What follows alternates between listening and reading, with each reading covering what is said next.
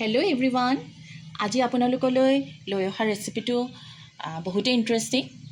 কেৰেলা হয় কেৰেলা খাইতো আমি মেক্সিমাম মানুহে বেয়াই পাওঁ কিন্তু এনেকৈ যদি বনোৱা হয় তেতিয়াহ'লে কেৰেলাটো খাবলৈ খুবেই টেষ্টি হয়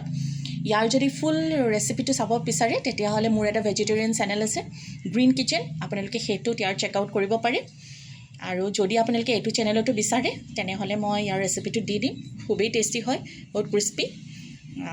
বলক তেতিয়াহ'লে কেনেকৈ বনাইছোঁ সেইটো আপোনালোকে তাত ফুল ভিডিঅ' চাই ল'ব ইয়াত মই একদম সহজকৈ কৈ দিছোঁ ইয়াত নিমখ হালধি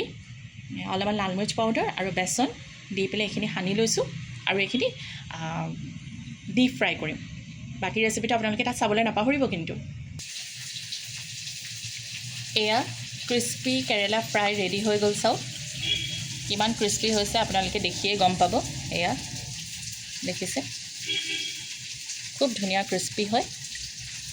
এয়া চাওক কিমান ধুনীয়াকৈ সিজিছেও সৰুৰ পৰা ডাঙৰলৈকে সকলোৱে খাই এনেকৈ ভাল পায় ইমান মচমচীয়া হৈছে বিশেষকৈ সৰু ল'ৰা ছোৱালীয়ে খাইতো বহুতেই ভাল পাব আজিলৈ আহিছোঁ বাই